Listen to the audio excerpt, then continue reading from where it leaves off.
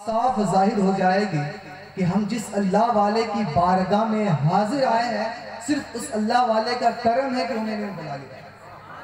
تو ہم الحمدللہ آل رسول کے قدموں میں حاضر آئے ہیں، آل رسول کے قدموں سے جڑے رہیں، آل رسول کے قدموں سے آپ ہمیشہ چمٹے رہیں کہ انشاءاللہ یہ آل رسول اور یہ علماء آپ کو ضرور جنت میں لے جائیں گے، یہ علماء آپ کو ضرور جنت میں لے جائیں گے، اور انشاءاللہ تعالی اس خانقاہ سے جڑے رہیں تو انشاءاللہ ہمارا ضرور مقدر جنت ہوگا۔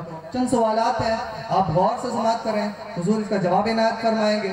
پہلا سوال حضور یہ ہے کہ چونکہ ہم بنگال میں رہتے ہیں تو بہت سارے لوگ بنگلہ میں قرآن کریم پڑھتے ہیں، تو کیا بنگلہ میں قرآن کریم پڑھنے سے قرآن پڑھنے کا ثواب مل جائے گا؟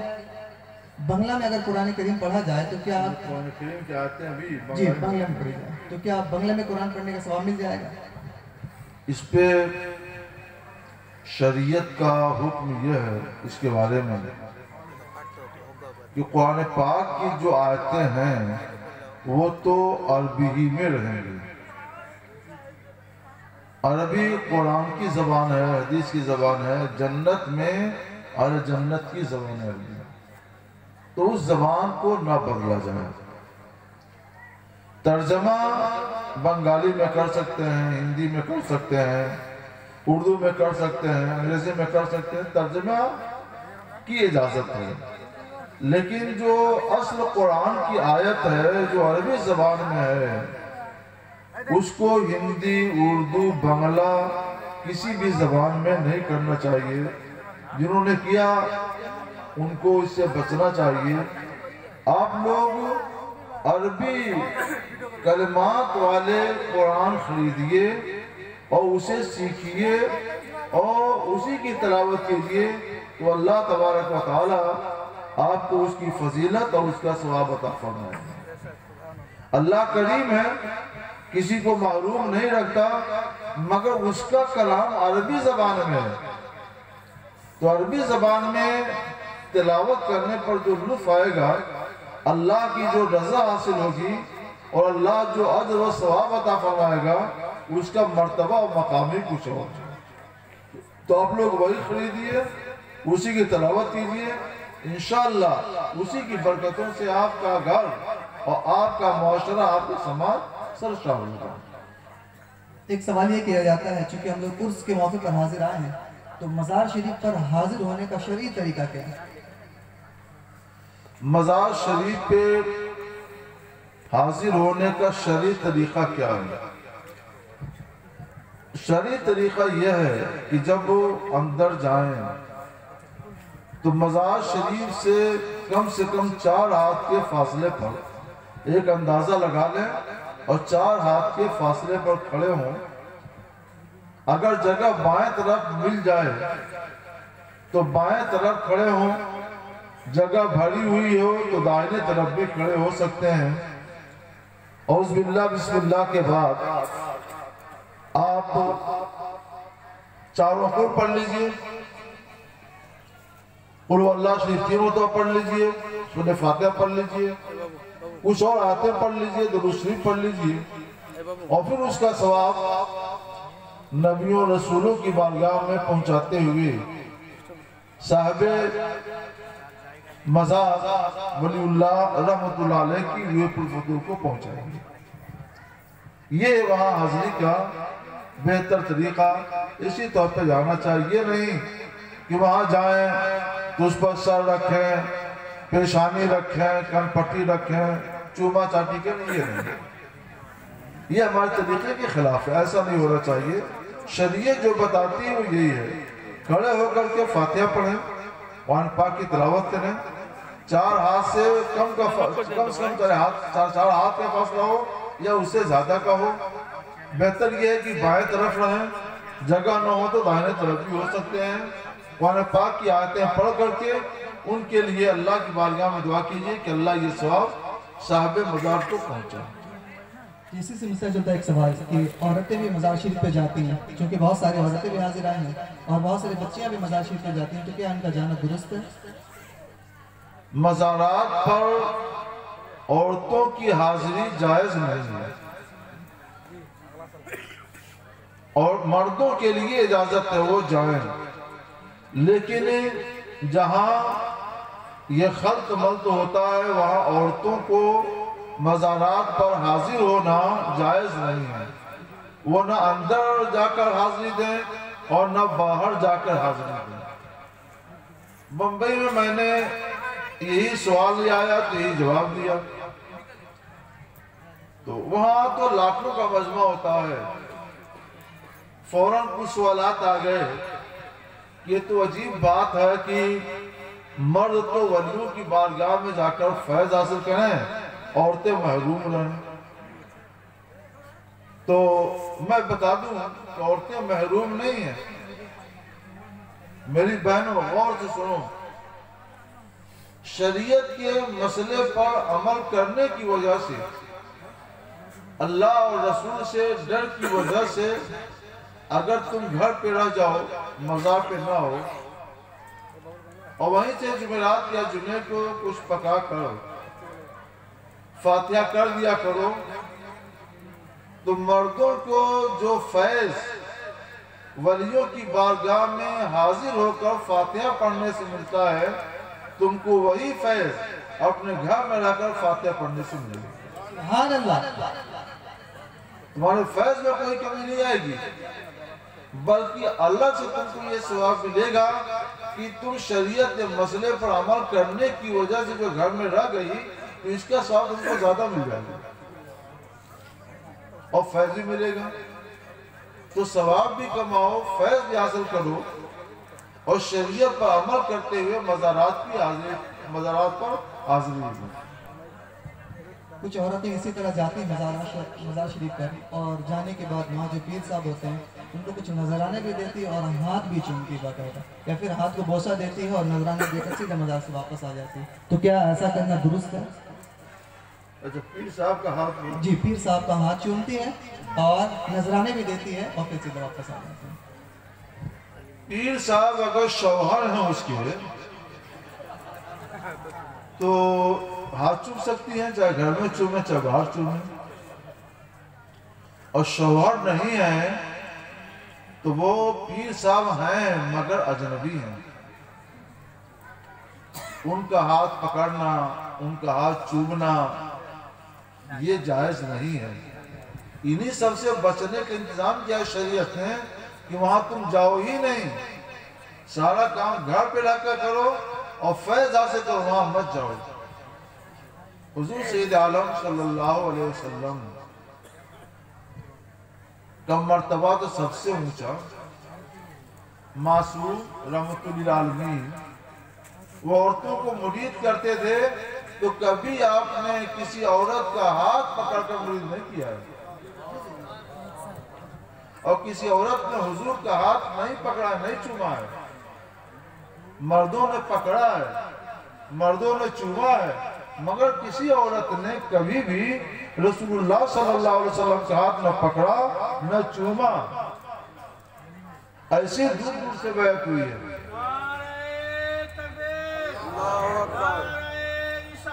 یا رسول اللہ, یا علی, زندہ آباد, زندہ آباد, زندہ آباد, زندہ آباد, زندہ آباد. اس لیے یاد رکھو, کبھی مزار شریف پر حاضری دینے کے لیے مت جاؤ. کبھی بھول چوک سے چلی بھی گئی تو سجادہ نشین صاحب ہوں یا پیر صاحب ہوں, ان کا ہاتھ مت پکڑو, ان کا ہاتھ مت چومو. دور سے ہی رہ کر سلام و نیاز پیش کر کے چلی جاؤ, اور کوشش یہ ہو کہ تم آؤ ہی نہیں, گھر پہ رہ کر وہیں پہ کچھ پکا لو, کچھ شیرینی وغیرہ.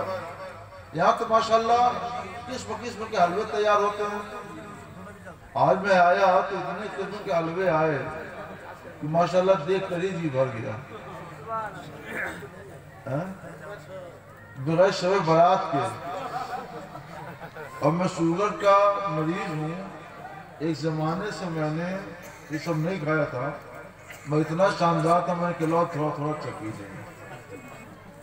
تو تم کو تو ماشاءاللہ مہارت ہے اچھا حلوہ پکانے کی، گھر میں جمعرات یا جمعہ کو اچھا حلوہ پکا کر وہیں سے فاتحہ دے دیا کرو، تمہیں ولی اللہ کا فیض ملے گا، تمہیں اپنے پیر صاحب کا فیض ملے گا، شہزادہ نشین کا فیض ملے گا، اور ہاتھ نہ چومنا، کبھی زیارت کے لیے قبر کے پاس مت آنا، کیا کرو، اللہ تمہیں فیض پہنچائے گا۔ یہاں چونکہ گورنمنٹ کی طرف سے لکشمی بھنڈار کی طرف ایک اسکیم ہے، تو اس میں عورتوں کو پیسہ دیا جاتا ہے، تقریباً 1000 یا 500 ہر مہینے دیا جاتا ہے، تو کیا اس کا استعمال کرنا درست ہے؟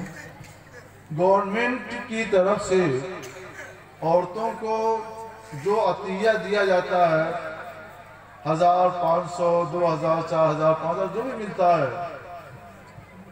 تو یہ گورنمنٹ کی طرف سے اپنی رعایا کی امداد ہے۔ مرد کماتے ہیں اور ان کو کمانا ہی چاہیے، تو انہیں کیوں دے حکومت؟ عورتوں کے لیے ہے مسئلہ، ان کے ہاتھ میں پیسہ نہیں پہنچ پاتا ہے، غریب ہوتی ہیں، کمزور ہوتی ہیں، تو اگر ان کو حکومت دیتی ہے تو اچھی بات ہے، ان سے لینا چاہیے، اور لے کر عورتیں اپنے بہتر اور صحیح کام میں، جائز کام میں اس کو استعمال کریں، اس میں کوئی مذاکرہ نہیں ہے۔ اسی طرح یہ کہ دو بہنوں کو ایک نگاہ میں جمع کرنا کیسا ہے؟ ایک شخص کی نگاہ میں دو بہنوں کو جمع کرنا کیسا ہے؟ استغفر اللہ، دو بہنوں کو ایک شخص کے نکاح میں رہنا، ایک شخص کے اپنے نکاح میں دو بہنوں کو رکھنا، یہ حرام گناہ کا کام اور بد انجام ہے۔ قرآن پاک میں ایک لسٹ بیان دی گئی ہے ان عورتوں کی جن کے ساتھ نکاح ہمیشہ کے لیے حرام ہے اور قیامت تک کے لیے حرام ہے، ان عورتوں کی لسٹ دی ہے قرآن پاک میں۔ اس لسٹ میں ایک نمبر شمار یہ بھی ہے وَأَن تَجْمَعُوا بَيْنَ الْأُخْتَيْنِ، اور یہ کہ دو بہنوں کو ایک ساتھ جمع کرو، اکٹھا کرو، یعنی ایک نکاح میں رکھو، یہ بھی حرام ہے اور حرام قطعی ہے۔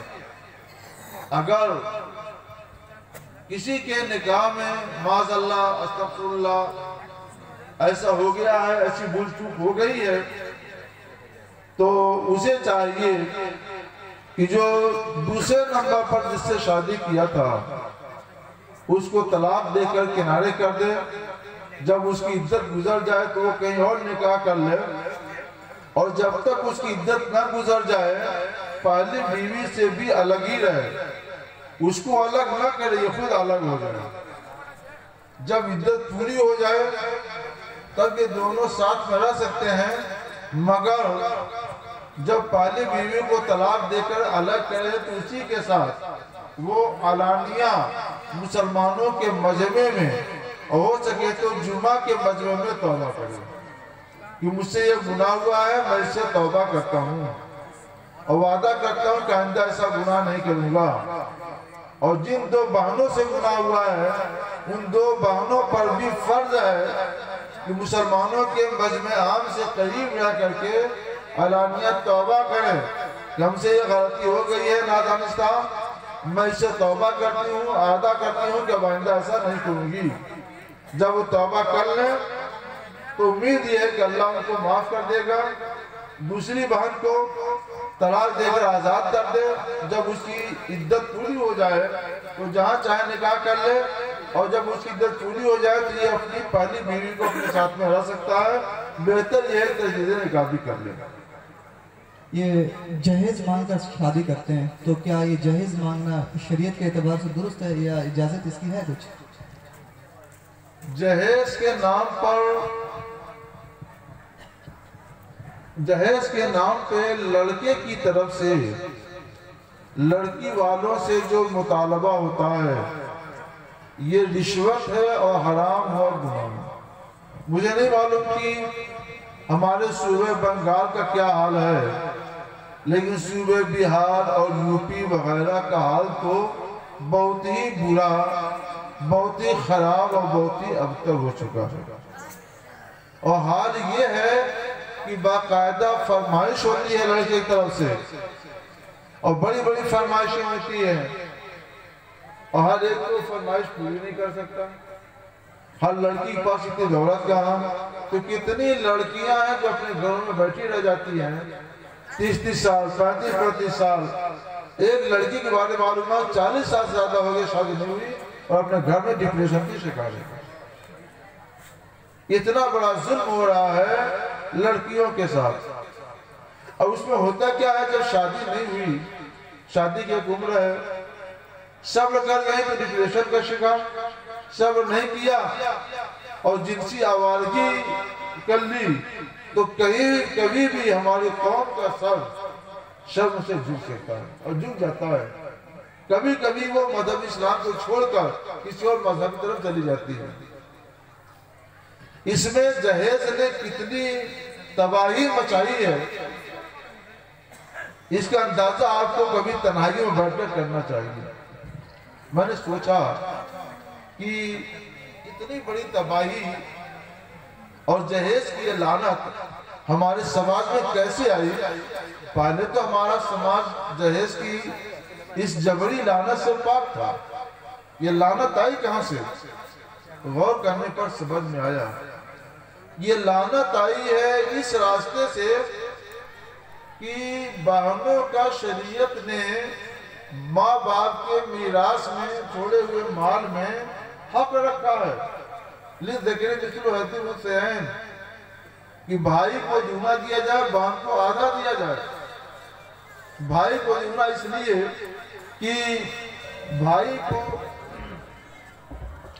لیے کہ بھائی کو اپنا خرچہ بھی چلانا ہے، بیوی بچوں کا بھی خرچہ چلانا ہے، ادھورا ہے.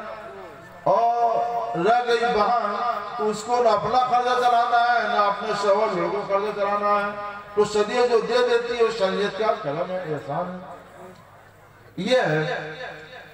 لیکن ہمارے لوگوں نے میراث کی تقسیم کا دروازہ بند کر دیا. بہنوں کو حصہ عام طور پہ نہیں دیتے، پھوپھیوں کو حصہ نہیں دیتے. وہی بہنیں پھوپھیاں خالائیں بھی ہوتی ہیں تو ان کو بھی حصہ نہیں دیتے، وہ محروم رہتی ہیں. اب لڑکے والی وہ سوچتے ہیں کہ گھر سے اس کے ماں باپ کے ترکے سے چھوڑے ہوئے مال کو کچھ ملے گا نہیں، تو جو کچھ بھی ہو چلو زندگی ہی میں جہیز کے نام پر وصول کر لو. اب جہیز کی لعنت آئی، جہیز اتنا دے نہیں سکتے ہیں تو لڑکیوں میں تباہی آئی کہ کسی کے ساتھ بھی جنسی تسکین کے لیے وہ جانے کا فیصلہ کر لیتی ہیں اور پھر پورا سماج گندا ہوتا ہے، پورے سماج کا سب شرم سے جھک جاتا ہے. لوگ کہتے ہیں ایسا کیوں ہوا؟ سوچو تو ہم لڑکیوں پر ظلم ڈھا رہے ہیں تو پھر ہمارے ساتھ کیا ہو رہا ہے اس کی شکایت کیوں ہے؟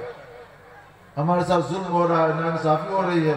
تم بھی تو کمزور بچیوں کے ساتھ ظلم کر رہے ہو، ناانصافی کر رہے ہو، ان کو ستا رہے ہو، ان کا مال ہڑپ کر رہے ہو، ان کا مال نہیں دے رہے ہو. ایک حدیث یاد آئی، مسلم شریف کی حدیث ہے. ایک صاحب حضرت عبداللہ بن مسعود صحابی رسول ہیں رضی اللہ تعالیٰ کی بارگاہ میں آئے، کہنے لگے ابن مسعود قیامت آ گئی. اصل میں انہوں نے کیا دیکھا؟ یہ کوفہ میں لال آندھی آ گئی، سرخ آندھی آ گئی.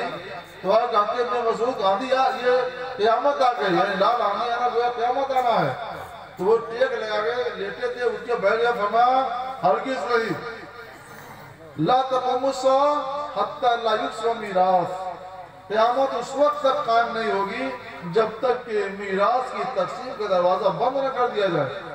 اور آج میں دیکھ رہا ہوں کہ نہ جانے کب سے لڑکیوں کی، پھوپھیوں کی، بہنوں کی میراث کا دروازہ ہم نے بند کر دیا ہے. بند کرو گے تو قیامت نہیں آئے گی تو کیا آئے گی؟